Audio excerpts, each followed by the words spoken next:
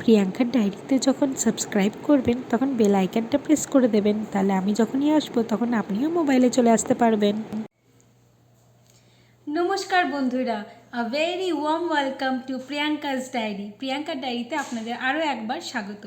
আগের দিন আমরা আলোচনা করেছিলাম যে শীতকালে বাচ্চার ত্বকের কী করে যত্ন নেওয়া যেতে পারে। আজকে আমরা আলোচনা করব শীতকালে বাচ্চাদের কিভাবে সর্দি কাশি থেকে আমরা রক্ষা করতে পারবো বা কী আমরা স্টেপ নিতে পারি। আপনারা জানেন এই চ্যানেলে আমি এবং আমার বাচ্চা সংক্রান্ত বিভিন্ন জিনিস বা ব্লগ আপনাদেরকে দেখিয়ে থাকি এবং বাচ্চা সংক্রান্ত বিভিন্ন ইনফরমেশন আপনাদের সাথে শেয়ার করে থাকি, যাতে যারা নতুন মা বা যারা নতুন মা হতে চলেছেন এবং ঘরের অন্যান্য সদস্যরাও যাতে সমস্ত রকম ইনফরমেশন পান এবং সবাই যাতে দৈনন্দিন জীবনযাপন খুব সহজেই পার করতে পারেন, কোনো সমস্যার সম্মুখীন না হন, সেই জন্য এই চ্যানেলটি। তো সুতরাং আপনারা এই চ্যানেলটি পরিবারের অন্যান্য সদস্যদের সঙ্গে ভাগ করে নেবেন এবং এই চ্যানেলটিকে শেয়ার করবেন, কারণ আমরা জানি শেয়ারিং ইজ কেয়ারিং। তো সুতরাং চলুন আজকে আমরা আলোচনার মধ্যে যাই।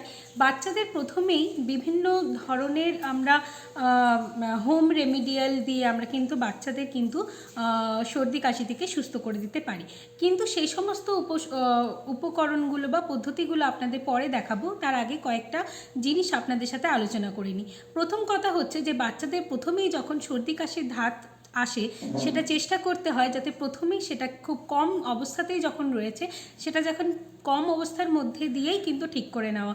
কারণ কি, সেই জিনিসটা কিন্তু বাড়তে বাড়তে সর্দিটা লাংসের মধ্যে জমা হয়ে গেলে কিন্তু ব্রঙ্কাইটিস হওয়ার একটা সম্ভাবনা থাকে।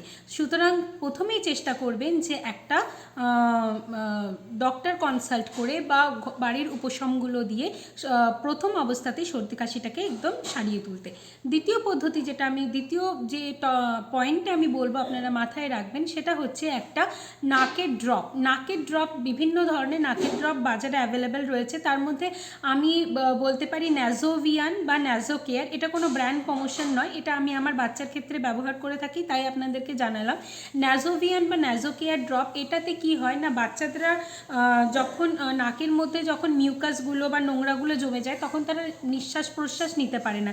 তাই আমরা যখন নাকের ড্রপ দিয়ে থাকি তাহলে কিন্তু কি হবে না, সেই ড্রপের মাধ্যমে সমস্ত নোংরাগুলো বাইরে বেরিয়ে আসবে এবং তাদের নিঃশ্বাস প্রশ্বাস নিতে সুবিধা হবে। তাই একটা কিন্তু শীতকাল শুরু হওয়ার আগেই বাড়িতে কিন্তু একটা ন্যাজোভিয়ান বা ন্যাজো কেয়ার কিন্তু আপনারা রেখেই দিতে পারেন। দ্বিতীয় যে আরেকটা 3 নম্বর পয়েন্ট যেটা আমি বলবো সেটা হচ্ছে একটা কিন্তু থার্মোমিটার হাতের কাছে অবশ্যই রেখে দেবেন। যে পদ্ধতিটা বলে দেবো সেটা একদম পুরো আউট অফ দ্য বক্স একটা ইনফরমেশন।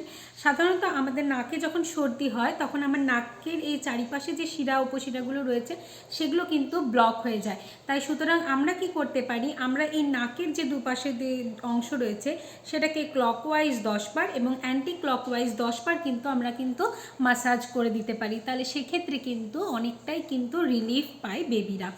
আরেকটা যেটা আপনারা করতে পারেন সেটা হচ্ছে যে অনেক সময় দেখবেন যে এই পাশে নাক মুছে মুছে বাচ্চাদের কিন্তু এই পাশে একটা নাকের পাশে একটা রেডনেস চলে আসে। সেক্ষেত্রে আমি আগের দিনে আলোচনা করেছিলাম যে ব্রেস্ট মিল্ক হচ্ছে বেস্ট।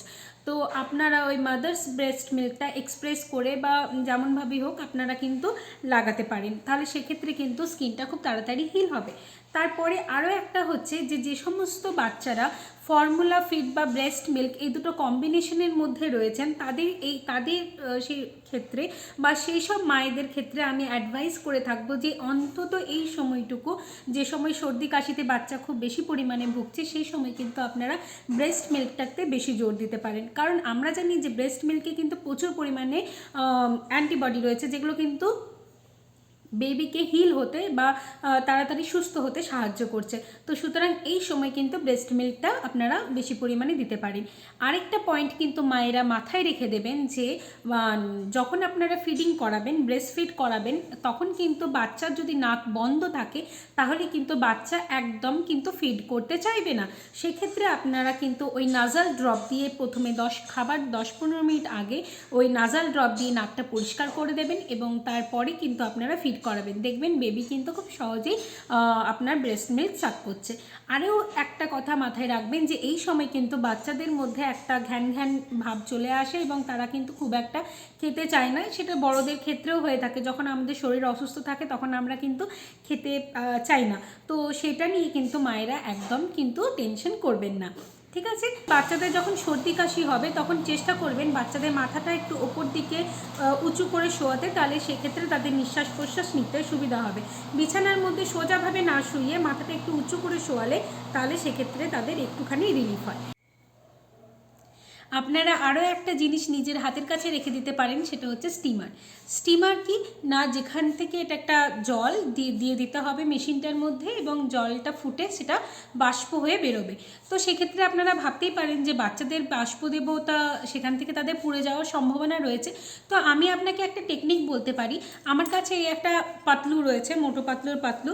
তো ধরুন আমি এখানে স্টিমারটা লাগিয়েছি, এই স্টিমার থেকে ভাপ বেরোচ্ছে। তো মোটামুটি আমি বাচ্চাকে এরকমভাবে মানে একদম স্টিমারের কাছে যদি না নিয়ে যায়, বাচ্চাকে যদি এমনি আমি একটা দূরে এরকম পজিশনে একটুখানি হোল্ড করে যদি আমি ভাপটা দিতে পারি, তাহলেও কিন্তু বাচ্চাদের নাক কিন্তু পরিষ্কার হয়ে যেতে পারে, সেটাও কিন্তু একটা সম্ভাবনা রয়েছে। তাছাড়া যারা স্টিমার কিনতে পারবেন না, তাদের যদি বাড়িতে গিজার থেকে থাকে, তাহলে বাড়িতে গিজারে ভালো করে গরম জল করে বাথরুমের শাওয়ার যদি চালিয়ে দেন এবং শাওয়ারের ফলে যে গরম জলটা বেরোবে এবং বাথরুমে যে ভেপারটা তৈরি হবে, সেই ভেপারে নিয়ে গিয়ে যদি আপনারা বসতে পারেন বাচ্চাকে নিয়ে খানিকক্ষণ, তাহলে সেই বাষ্পেও কিন্তু বাচ্চাদের নাকটা অনেকটা পরিষ্কার হয়ে যায়। আরেকটা পদ্ধতি হলো যে গরম জলের কিন্তু সেক দেওয়া। গরম জলের সেক বলতে আপনি ধরুন একটা কটনের বা মলমলের একটা কাপড় নিলেন, ঠিক আছে, সেটা এবং একটু গরম জল করলেন, গরম জলের মধ্যে কাপড়টাকে ডিপ করলেন, ভালো করে নিংড়ে নিলেন এবং দুটো আঙুল কাপড়ের ভেতরে ঢুকিয়ে যদি আপনি বাচ্চার গালের এই দুপাশে বা নাকের দুপাশে যদি হালকা করে সেক দিতে থাকেন, তাহলে কিন্তু ওই গরমের তাপে এখানে জমে থাকা যে মিউকাসগুলো সেগুলো কিন্তু আস্তে আস্তে গলে যাবে এবং বাচ্চার কিন্তু নাকটা ক্লিয়ার হবে। ঠিক, এটা একটা পদ্ধতি। এই পদ্ধতিটা অবলম্বন করার সময় কিন্তু একটা কথা অবশ্যই মাথায় রাখবেন যে গরম কাপড়টা ঠিক কতটা গরম, সেখানে কিন্তু আপনারা নিজেদের হাতে একবার টাচ করে দেখে নেবেন যে যাতে বাচ্চার স্কিনে কোনো প্রবলেম বা তাদের কোনো পুড়ে যাওয়ার সম্ভাবনা না থাকে। এবং আরেকটা আমি পদ্ধতি বলবো, সেটা হচ্ছে একটা শুকনো কাপড় নিতে পারেন।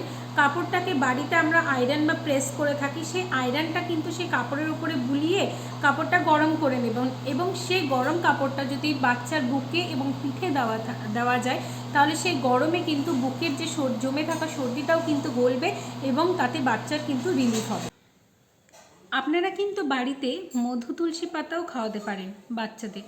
যারা 1 বছরের বেশি যাদের বয়স, তাদেরকে আপনারা মধু দিতে পারেন। আর যাদের বয়স 6 মাস পেরিয়ে গেছেন, তাদের শুধুমাত্র তুলসী পাতাটা সকালবেলায় খালি পেটে আপনি দিতে পারেন, সেটা সর্দির জন্য খুব ভালো। তাছাড়া খুব বেশি বাড়াবাড়ি সর্দি হয়ে গেলে কিন্তু বাসক পাতার রসও কিন্তু আপনারা জলে ফুটিয়ে দিতে পারেন। মায়েদের ক্ষেত্রে আরেকটা ইনফরমেশন দিয়ে রাখবো যে বাচ্চাদের যখন সর্দি কাশি খুব বেশি বাড়াবাড়ি হয়ে যাবে, তখন কিন্তু আপনারা নেবুলাইজার ব্যবহার করতে পারেন। কিন্তু নেবুলাইজারটা কিন্তু কখনোই কিন্তু ডাক্তারের সুপারভিশন বা তাদের পরামর্শ ছাড়া আপনি ব্যবহার করবেন না। অনেকেই এটা মনে করতে পারেন যে নেবুলাইজার ব্যবহার করা মানেই কিন্তু ওষুধ নেওয়া হচ্ছে, সেটা কিন্তু নয়। নেবুলাইজারের মধ্যে স্যালাইন ওয়াটারটাই কিন্তু দেওয়া হয়। স্যালাইন ওয়াটারটা দিলে কিন্তু বাচ্চারা অনেকটা রিলিফ পায় এবং তাদের নিঃশ্বাস প্রশ্বাস নিতে কিন্তু সুবিধা হয়।